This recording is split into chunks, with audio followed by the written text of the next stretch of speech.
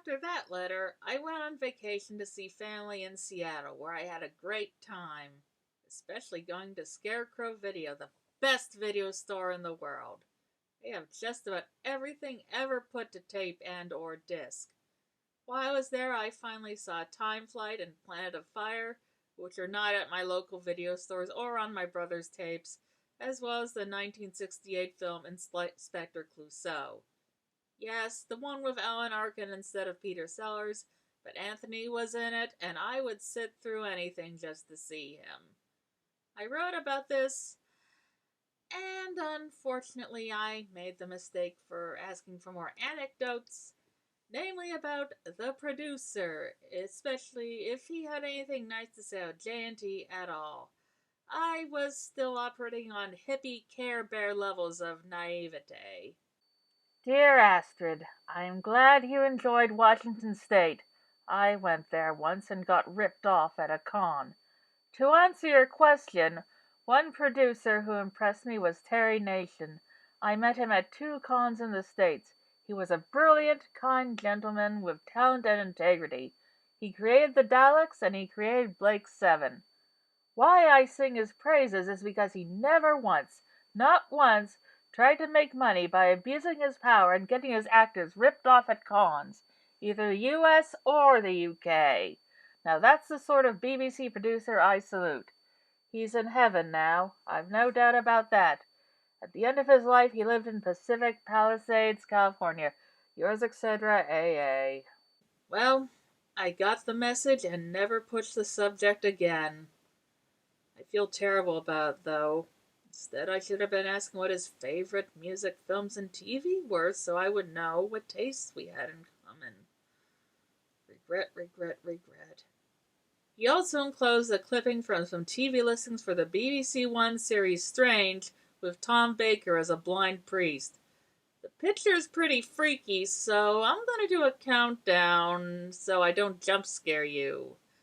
And if you really don't want to see, you can skip to 3 seconds after the countdown, okay? 3, 2, 1. Yeah. All in all, not the most pleasant reply, but I had no way of knowing just how much I was pushing his buttons. The wrong buttons. Hopefully I could get in good with him for his birthday. After this, I sent him a letter he did not respond to in the expected time, so I was worried I had perhaps upset him too much. But I had the opportunity to get back in his good graces with his upcoming birthday. I sent him not 1, but 2 cards. One store-bought blank card featuring a cheetah licking another cheetah. Not exactly this, but similar. And a homemade one put together in Photoshop, and it was an edit of the Saturday Night Fever album cover with the Ainley Master's face over Travolta's. I put Ronnie on the dance floor, as well as a Dalek with a green afro, and replaced the Bee Gees with the infamous 70s porn Colin photo. Yes, that one. Once again, I don't have the file, but it would be easy to mock up if only I weren't trying to get this ready by the anniversary day. It's after 1 o'clock now in the morning. But you're probably thinking something as tacky and kind of gay like that would not get on his good graces. But it did. Dear Astrid, many thanks for your cards, your letter, and your previous letter. So far, your birthday cards are easily my favorites. I'm nuts about those cheetahs. He misspelled it cheetahs. We are having a really hot August. It's too hot. I've never known anything like it. Over 100 degrees! Holy smoke! And much too much humidity. I hope that Berkeley is nice and cool. Will Arnold make a cool governor of Cal? Last Wednesday I scored 84 not out at cricket, and the following Sunday 57. I was over the moon about this. Love from AA. Anthony Ainley. So that August heat wave he mentioned, that was a thing all over Europe. There's a whole Wikipedia article about it.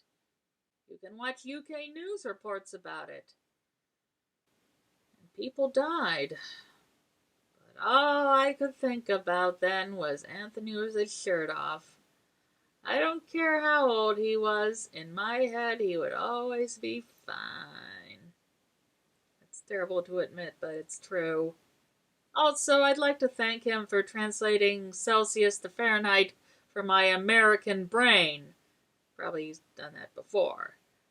As for the Arnold Schwarzenegger question, the whole California governor recall stuff was going on, and all I knew was from hearing what I was hearing on TV.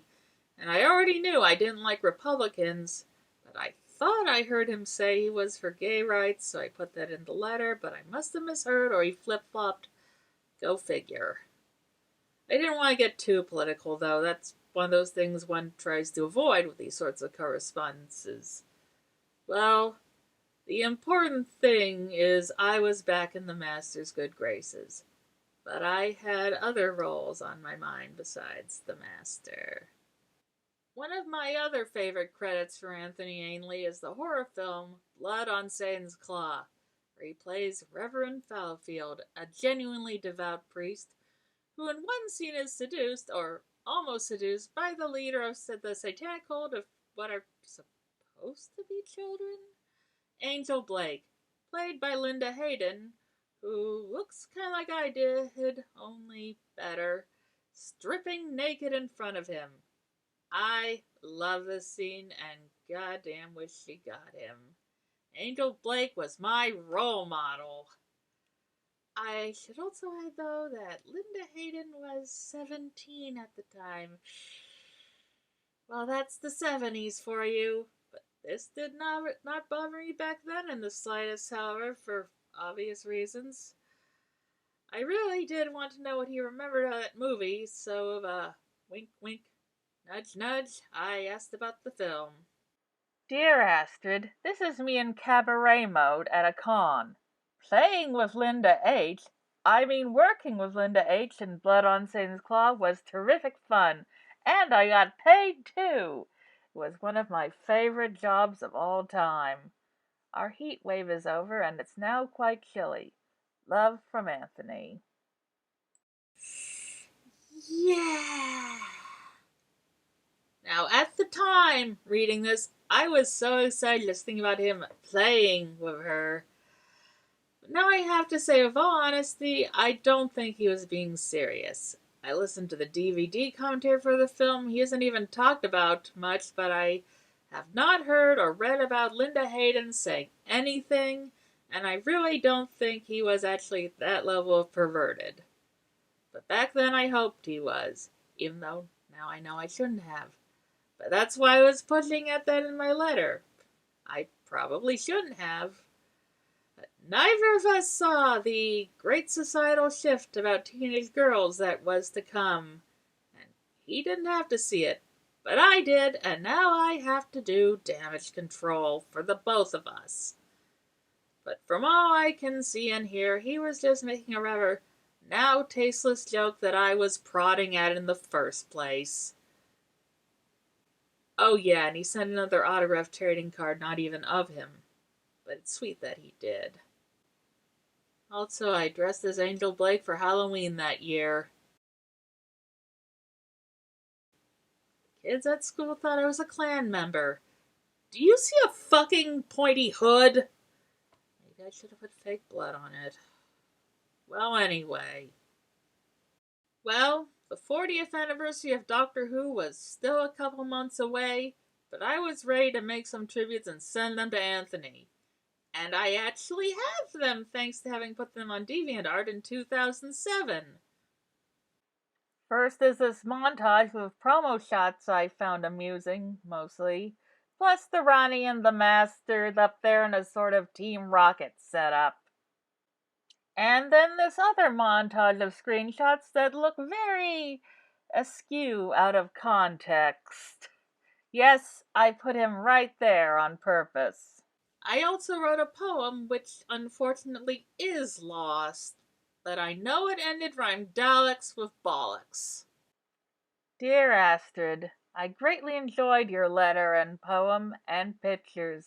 Many thanks for sending them. I can't recall if I sent a 10 by 8 of the enclosed. I think probably not. Let me know if you would like one, and if you would like a special dedication. A quote from the script, perhaps. Many thanks for giving me the best position in your 40 SQ years poster. I don't get treated like that well in the UK. I love it. Love from AA, all appreciation. And this here is the promo pic he wanted to send an 8 by 10 of. Believe me, I would always give him the best position. But you know, this right here, this moment between just him and I, that was my 40th anniversary celebration. Not some flash cartoon that immediately got uncanonized, at least for strictly TV Who fans, which I am. Yeah,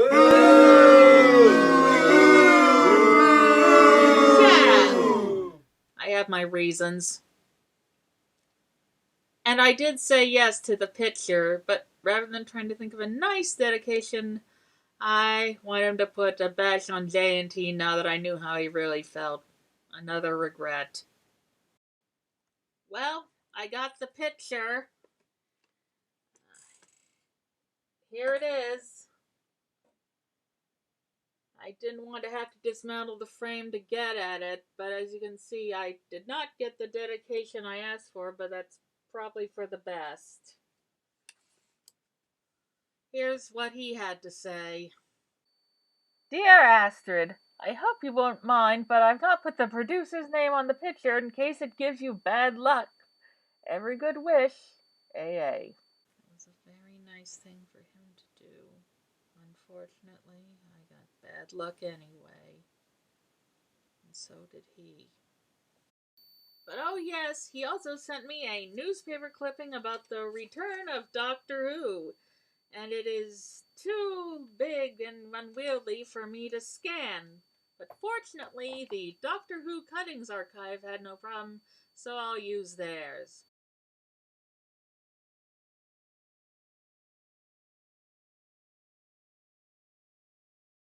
Unfortunately, my reaction was not one of joy, but of fear that the show that changed my life was now in the hands of someone who was going to make the Doctor 100% gay instead of bisexual or pansexual for maximum shippertunities. Obviously, he wasn't going to continue that no hanky-panky bollocks, but Lord help me, I was scared I could never ship the Doctor with a woman again. Plus, who knows what else they would do? No, I wasn't excited. I was overprotective of that thing I had discovered and maybe got a bit possessive of. After all, the master liked what I was doing. And now someone was gonna come along and make changes I wouldn't like and make people laugh at me. So that's how I responded to the news. In the letter. I didn't want a new Doctor Who. I wasn't finished with what I already had. I'm still not. How can we trust these people? Well, a year and a bit later, I would be proven wrong. Unfortunately, I did not get to admit to him I was wrong. Regret number... How many are we up to now? Well, what's worse is that this is the next to last letter. The penultimate letter. And I actually ended up sending two after this one because there was a postal strike in the UK. But at the very least, it ended just in time for one more letter.